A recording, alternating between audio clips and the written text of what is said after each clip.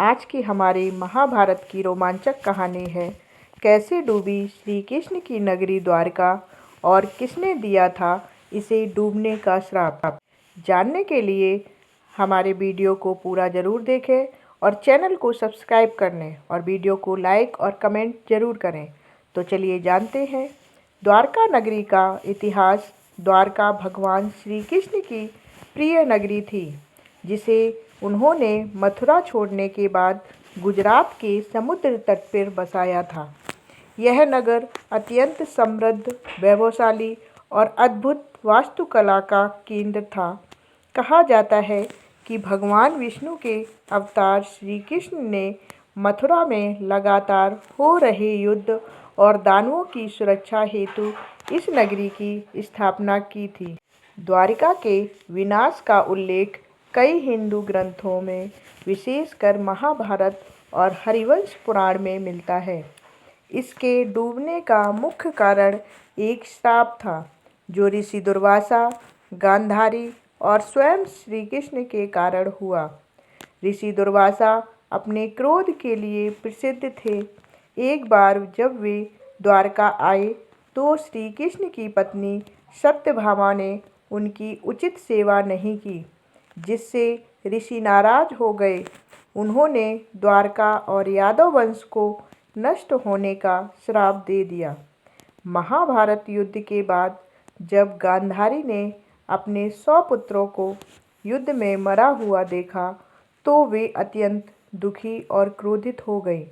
उन्होंने भगवान श्री कृष्ण को दोषी मानते हुए श्राप दिया कि जैसे मेरे कुल का नाश हुआ है वैसे ही तुम्हारे यादव वंश की भी नाश होगा और तुम्हारी द्वारका नगरी भी नष्ट हो जाएगी।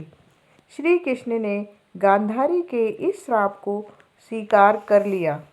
यादवों में बढ़ते हुए अहंकार, मदपान और कलह को देखकर श्री कृष्ण ने स्वयं ही इस वंश के नाश की भविष्यवाणी की थी।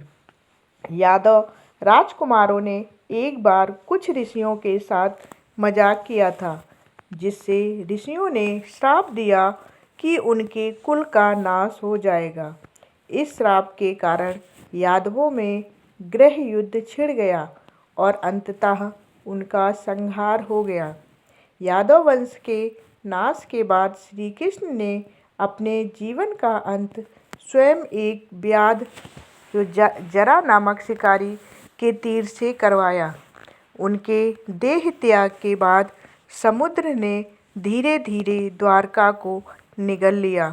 ऐसा माना जाता है कि श्री कृष्ण के पृथ्वी से जाने के बाद समुद्र ने अपनी लहरों को उग्र किया और द्वारका जलमग्न हो गई। क्या द्वारका वास्तव में डूबी थी? आधुनिक काल में भारतीय पुरातत्व सर्वेक्षण ASI और कई समुद्री खोजकर्ताओं ने गुजरात के समुद्री तट के पास पानी के नीचे एक प्राचीन नगर के अवशेष पाए, जो द्वारका के अस्तित्व की पुष्टि करते हैं। इससे यह सिद्ध होता है कि हजारों साल पहले यह एक समृद्ध नगर था जो अब समुद्र में समा चुका है। द्वारका का डूबना कई श्रापों और प्राकृतिक आपदाओं का परिणाम था। यह सिर्फ धार्मिक दृष्टि से नहीं बल्कि ऐतिहासिक और पुरातात्विक दृष्टि से भी एक महत्वपूर्ण घटना है। द्वारका की यह कथा हमें सिखाती है कि अहंकार और अधर्म का अंत निश्चित होता है, चाहे वह कितना भी शक्तिशाली क्यों न हो। हमारी कहानी आपको कैसी लगी कमेंट करके ज़रूर बताएं। धन्यवाद।